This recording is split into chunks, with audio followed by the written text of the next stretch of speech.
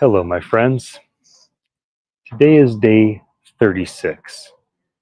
And if I did not say I was going to make a video every day, I would have skipped today. Uh, Today has been challenging. So I've been trying to remind myself how easy the burden of not eating for 40 days is compared to the challenges that other people face. And there's been one story I'm going to share with you that's been on my mind a lot. And then that's it. This will not be a long video because I don't want to make it at all. um, there's a new documentary out about Christopher Reeve, who played Superman. And if you know his story, he got into horseback riding, competitive horseback riding, and had an accident, fell on his head, broke his neck, and became a paraplegic. Couldn't even breathe on his own. And you know, to be Superman, to be a Superman type human and be seen by your peers and your friends and your family as a Superman type of dude because of how you live, how you act, what you do, always on the move, always on the go, always doing something athletic, always caring for his body, really, you know, a man's man. And then playing Superman. And for the first time, bringing a comic book character to life the way that he did, both in playing Superman and Clark Kent. And then to become completely paralyzed, not be able to breathe.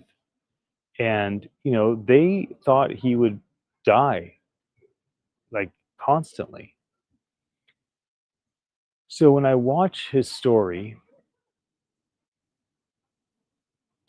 and then I compare his challenge to mine,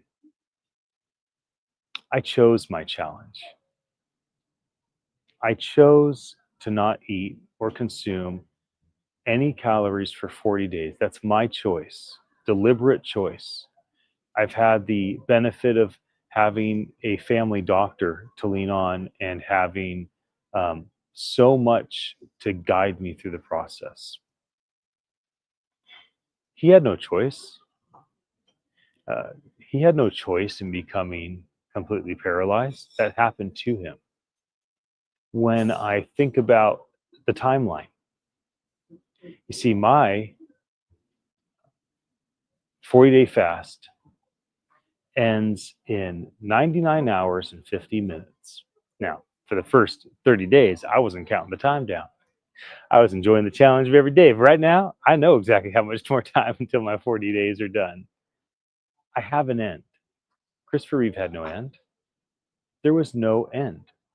He may have had hope for some miraculous thing. He may have had hope for some sort of medical intervention eventually, but there was no end in mind. It's not as though he dealt with this pain and this hardship and it's going to end here, where for me it is. And most importantly, if my discomfort level is a 2 or a 3, and I am not comfortable, it's actually quite hard to sleep. Uh, my stomach is uncomfortable. I feel nauseous, not really nauseous, but I feel always like, you know, not well, but not terrible. It's not anything to be concerned about. It's totally normal. But how about his discomfort level? The man can't breathe on his own. He can't feed himself. He has pain all day, every day. And yet he kept trying. He kept trying to breathe. He kept trying to, you know, overcome this challenge of becoming paralyzed because of that horse accident. So all day, as I'm distracted with my own challenge, I just keep reminding myself there are tens of millions of people that have it so much worse than me without a choice.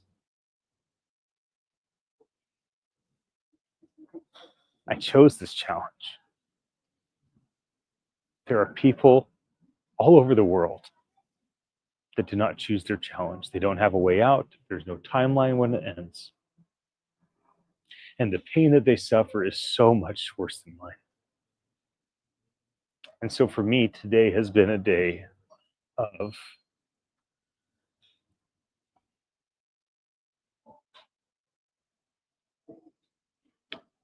growing in empathy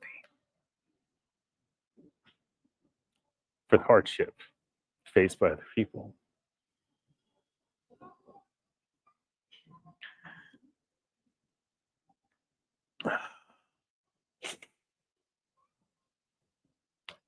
Last week, I took my wife and our three sons to The Chosen, season 5, part 3.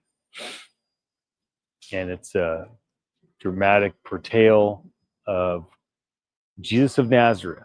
And I think they did quite a wonderful job showing the humanity of the one we call the Christ. So at the end of that 5th season, it's him in the Garden of Gethsemane. And there he is. It said that he sweat blood in that moment, begging God, who he called Daddy. There must be another way besides me dying. Like, there's got to be another way. Do I really have to have 3-inch thorns pushed in my skull? Do I really have to have my body ripped to shreds with a whip? Do I really have to have them put a purple robe on and rip it back off to open my wounds? Do I really have to hang on a cross and die that way? Do I have to be spit on and mocked and ridiculed? Is there any other way? And in the show, he has a vision of Abraham and Isaac, who, you know, all Catholics and Christians and Muslims, all these world religions look to Abraham as a father. Now, the Jews and Christians and Catholics look to Abraham and Isaac, where the Muslims look to Abraham and Ishmael. Nevertheless, it's a story that many people are familiar with, right? Millions, 3 billion people. So he sees Abraham and Isaac in this vision, and he goes, we gave them a way out.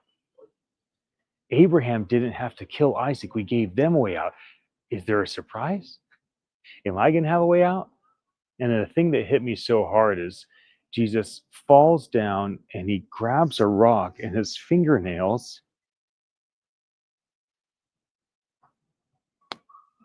are clinging to this rock, are pulling against this rock. And I remember being in the theater a week and a half ago watching that and thinking, I have not had a tough moment like that on this fast. But it wouldn't surprise me if I do. And I'm okay if the challenge gets harder over the next 4 days. I'm okay with that. No matter what challenge I face, as long as I'm physically capable, I will finish my 40-day fast. This is really, really important to me. But I will say that I'm grateful for today, because today's the day where I became much more thoughtful of the suffering of other people. I'd like to think of myself as a sensitive person. My sensitivity has increased. I told the story of the Iron Cowboy, another man that chose hardship.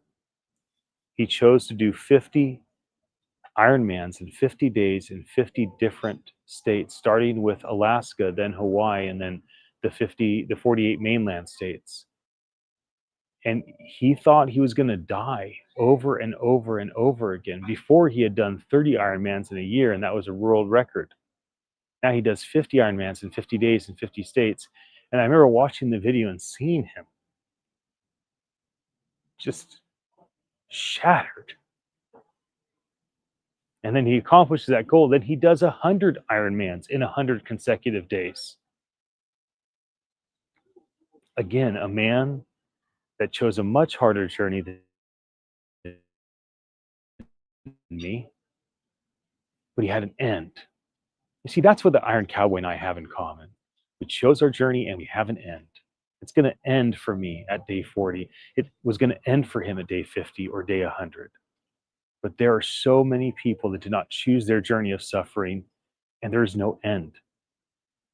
And yet they still find hope and they still find a way to enjoy their life in spite of the pain and in spite of the hardship that they did not choose themselves. And these are my big takeaways today. And with that, I say peace to you. I thank you for your attention if you chose to watch this live or if you chose to see this at some other time in the future. I intend to be back tomorrow with a day 37 update. I have an idea of what I want to share on day 37, 38, and 39. So, something in mind for that. And if you're with me, I hope it's meaningful for you. Until then, peace.